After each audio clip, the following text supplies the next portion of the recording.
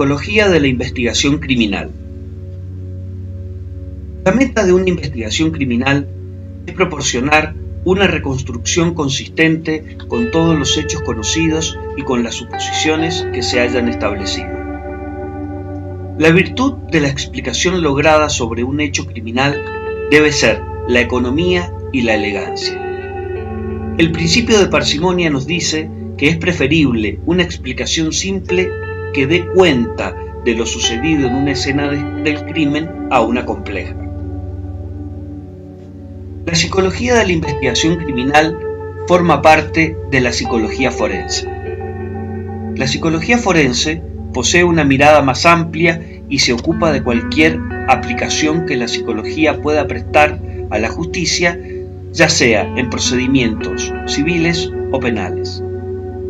Por lo tanto, se interesará por determinar las secuelas que una acción ilícita o un accidente puedan causar a nivel psicológico en una persona con vistas a un resarcimiento económico o a evaluar a un delincuente para proponer una medida reeducativa ante el juez competente. Asimismo, se ocupará también de aportar información que permita determinar la imputabilidad o no, así como las características de personalidad o peligrosidad de un sujeto acusado de un acto criminal. La psicología de la investigación criminal no se ocupa de tratar a una persona como víctima, sino que le interesa entrevistarla para poder saber sobre su veracidad y confiabilidad para definir con mayor exactitud, en el mayor grado posible, la escena del crimen. Es decir, no lo atenderá en cuanto a persona necesitada de ayuda psicológica, como víctima doliente de la acción delictiva, sino como fuente de información para determinar lo acontecido.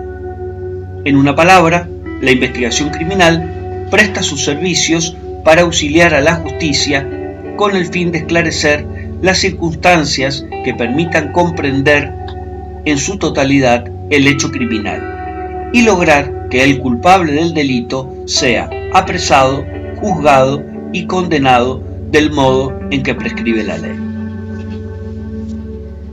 Nos vamos a centrar en la psicología de lo que genéricamente se denominan delincuentes violentos, agresores sexuales, homicidas y homicidas en serie. Las preguntas que debemos intentar responder son: ¿quién ha cometido el crimen? ¿Por qué ha sido capaz de cometerlo? Y saber qué decisiones subyacen.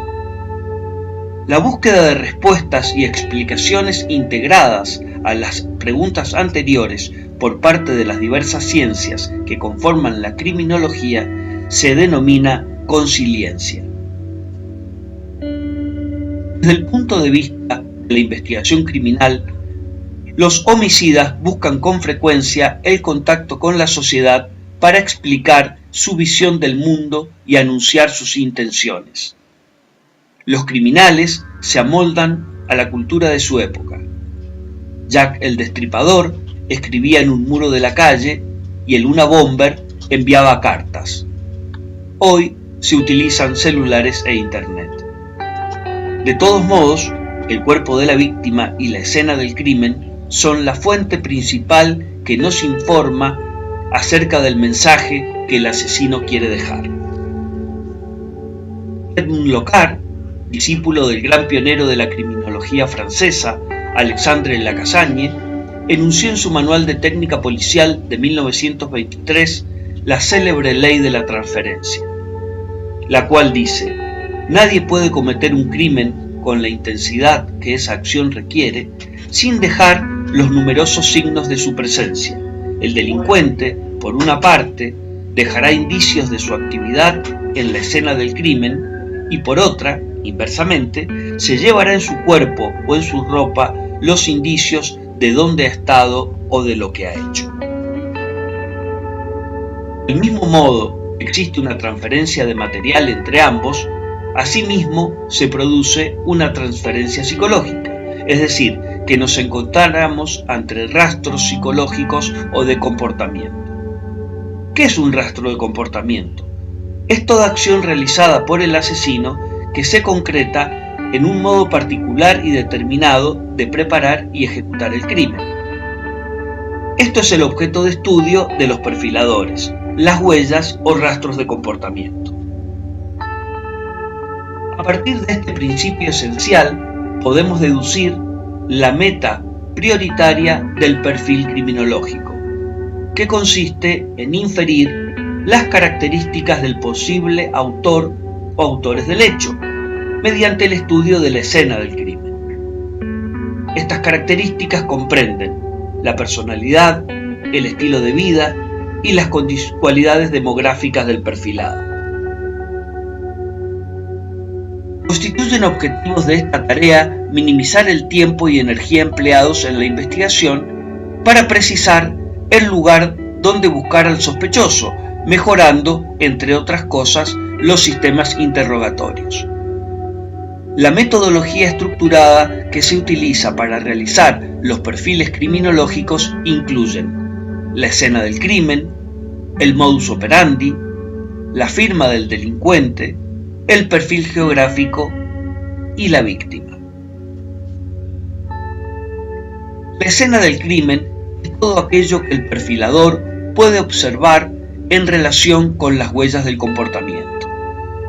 Esto incluye declaraciones de testigos, características del lugar, vestigios materiales, autopsia y demás circunstancias de la comisión del delito. El modus operandi es todo aquello que hace el agresor para consumar su delito. Incluye desde la selección de la víctima hasta su forma de escapar y asegurar su impunidad. La firma incluye comportamientos que reflejan rituales o necesidades emocionales y se manifiesta en actos como mutilar o ensañarse con la víctima. Estos no son necesarios en un sentido material para consumar el delito. Sin ellos, el agresor hubiera igualmente podido matar o violar a su presa. Sin embargo, son necesarios en un sentido psicológico para enviar su mensaje. El estudio de la víctima es fundamental para la investigación, ya que ofrece mucha información acerca del motivo del crimen. Una vez descifrado el código del agresor, es decir, lo que quiere lograr con su delito y el modo particular con que lo lleva a cabo, el perfilador elabora el perfil criminal evitando expresiones imprecisas y tratando de dar orientaciones concretas que dirijan la investigación en el rumbo correcto. La génesis del criminal. Existe una multiplicidad de enfoques que intentan explicar el origen de la conducta criminal, que van desde la biología molecular hasta la antropología cultural, pasando por la neurofisiología, la psicología y la sociología. Cuanto más violento es el crimen, más precisas y urgentes se vuelven estas preguntas, tratando de lograr una explicación que las integre. La teoría integradora de Cohen y Felson sostiene que el origen de la conducta criminal descansa sobre la convergencia ocasional de tres elementos: un delincuente motivado, una víctima accesible y la ausencia de elementos de protección. Los sociólogos Gottfredson Hirschy, en su teoría general de la delincuencia, plantean que la pieza clave que explica la conducta delictiva radica en el grado de autocontrol de los individuos y cómo ello se vincula a la toma de decisión de cometer un delito. David Farrington, profesor del Instituto de Criminología de Cambridge, plantea que el origen se encuentra en el período antisocial álgido, que va entre los 14 y 20 años en jóvenes de clase baja que fracasan en la escuela. Pratt y Gozzi plantean en el año 2002, en base a un estudio realizado entre 1989 y 1995, que existe una relación inversamente proporcional entre las tasas de homicidio y los gastos en sanidad y educación de un Estado. Es muy conocido el estudio de 1997 de Lipsy y Derson a través de un metaanálisis que plantearon que el mejor predictor de delitos graves consistía en la identificación de conductas delictivas o transgresoras a edades muy tempranas.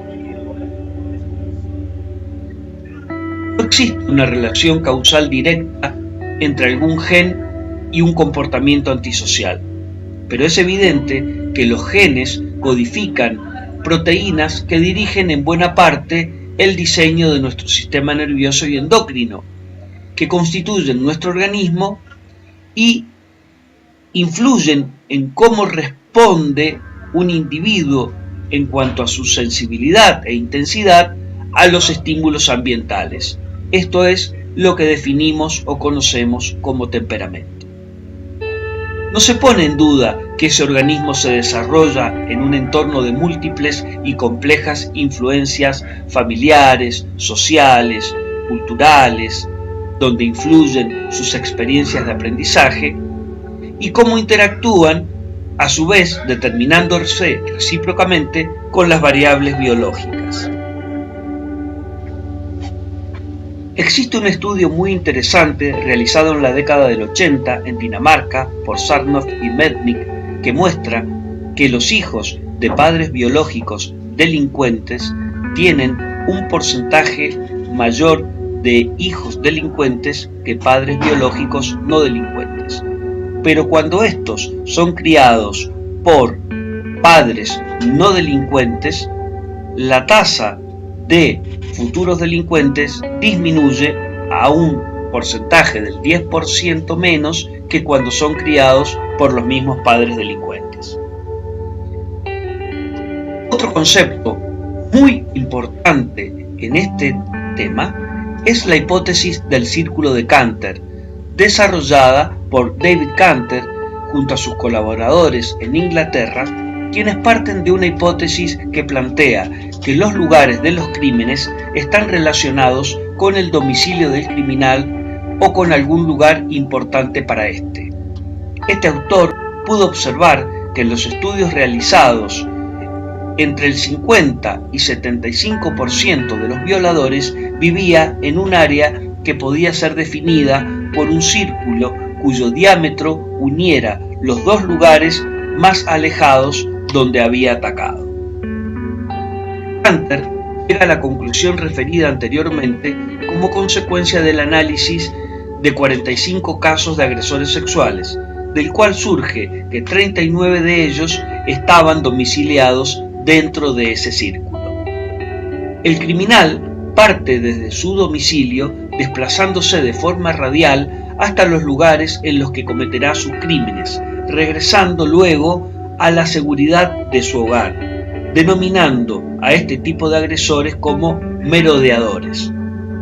Cantor, junto con Morris Godwin, llegaron a la conclusión, tras un estudio de homicidas en serie, que en la realización del perfil geográfico no solo hay que tener en cuenta la escena del crimen donde se encuentra la víctima, sino que es muy importante conocer el lugar donde agresor y víctima entran en contacto, ya que es este el lugar que más se relaciona con el domicilio de la víctima.